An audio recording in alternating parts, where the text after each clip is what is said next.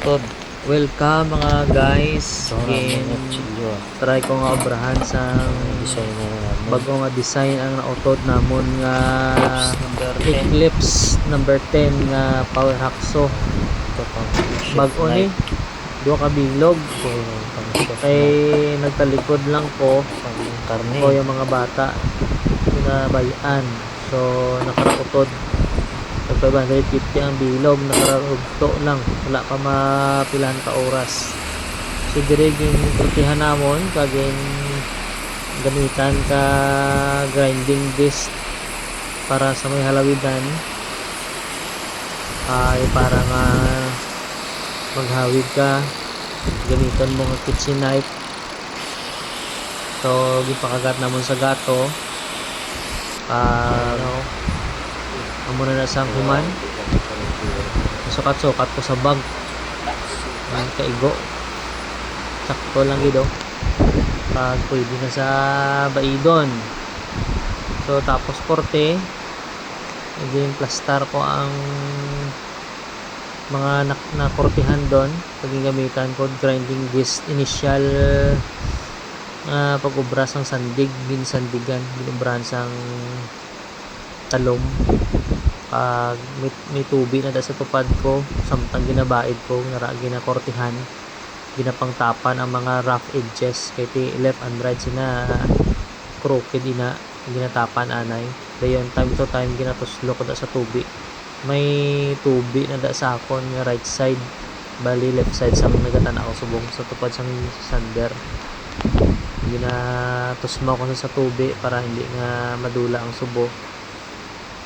Pero nagapilo gid sa kong mababayaan, so ginainit ko naman liwat pag ginatuslok sa tubig sa dire samtang ginataluman gamitan ko masasang flap disc para magpino ang talong. Pag impistingan ko sa siyad sa talong, so manami gid pati ang okra kasi mo gamito ko ni mag fish fillet, magpilis ang karne, manok, isda. So sa okra yung testingan ko manami iyang manami ang iyang agi alin sa puno sa punta sang talom, very good, awesome. So tapos ng isa yung pahigad ko anay kagari naman ang isang malaba. So paghiwa sang mga panakot gisuno-suno ko ang korte sang chef night.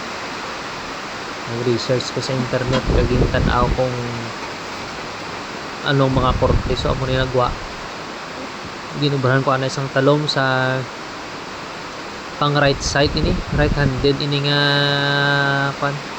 ang magagamit sini. So ginamat-amat ko lang tadlong anay kay may mga tiko-tiko pa. Pag sa piyak na side amo man linis ko tong piyak na side kay ang blade niya mo naman ang may talom yung taluman ko. Kuha ko ng mga naga crooked kag after sang grinding disc amo ni subong flap disc na ako yung gamit gipahining ko na ang mga crooked portion. Pag time to time check ko kung even na ang iyang talong. Kung medyo makapoy lang kag maote magpa tuon sa insakto nga talong. Pag after that try ko gid ito kung mga kadulot sa ari sa talong do medyo ang punta hindi siya dumatalo ang puno lang. So nitistingan ko sa puno matalaw sa punta mahabol. So again imitan ko sa sang grinding disc para patalo mo ng punta kag ang iya curving na ginautihan mo gid kay dra man lang formero mabudlay mag-ubra talom sa may curve. Pati ang likod giniban-ibanan ko kay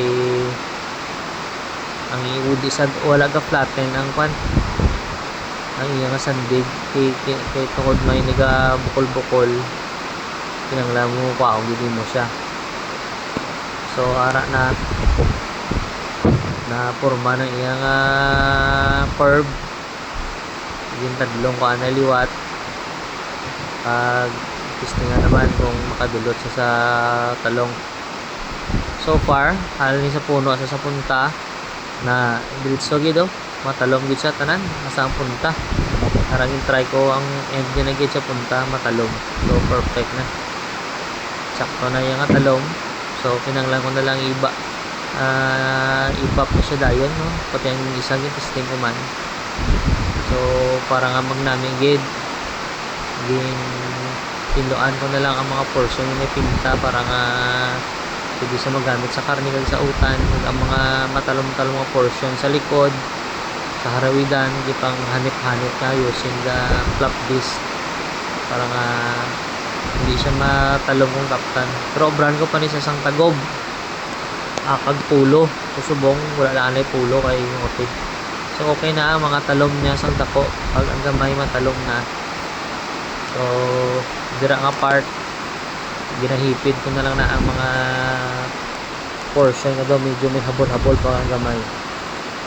So sa sini nga portion kita ida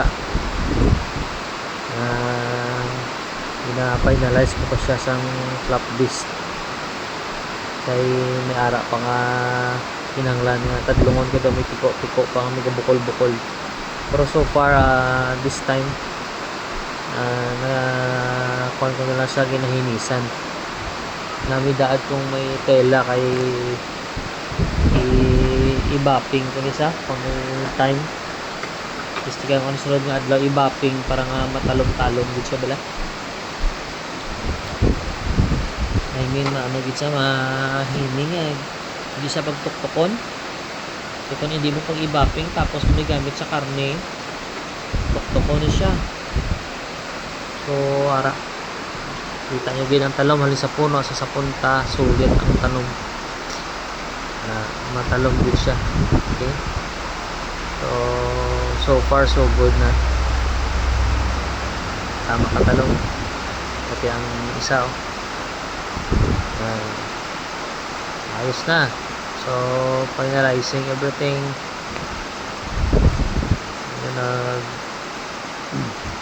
hanip ng tanan and after that testingan tayo dahil karon sa tubig kaya sulit ko lang yung edge kay megapilo para makuha lang ang pilo ni para na bap na siya mayad.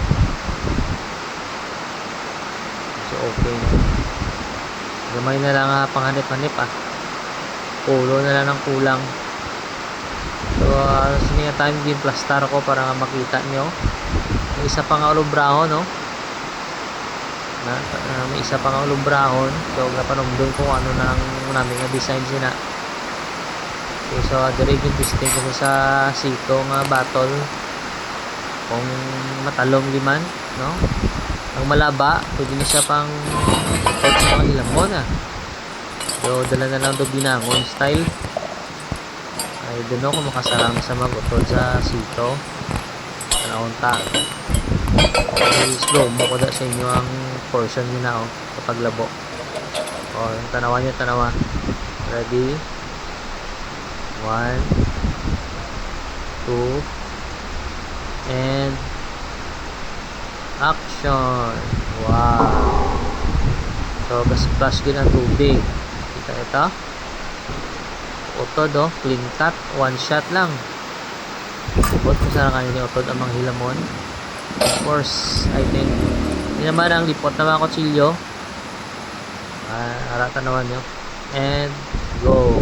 So utod naman kita nyo pagtabog dire clean cut kita pag utod sa iya this time kita ko sang hilamon nga pwede na ni otdon. So try ko diyo nga otdon dadang hilamon ganito tama kagamay hindi ko makita sa kamera isa lang ko ako lang ikaw sa kamera ako mag-utod wala ko cameraman hindi hapon doon pero rin mas dyan buwi na manog alas 5 na burubay manulat na lang kami sa time out pare na yung Jimilina try ko utod. So isa lang kalabo lantas ari naman utod ko sa Alin si dalong pababaw. Testingan ko kung makadulot siya. Butungon ko lang ang talong pasaka. Alin si dalong. May kumatalong naman sa proven. Tara, natawa. 3, 2, 1, and cut. Yan. Kita mo? Clean cut. Alin si dalong pasaka. Thank you for watching. Follow for more. So, amo na sa ready na. Pwede magamit sa kusina. God bless.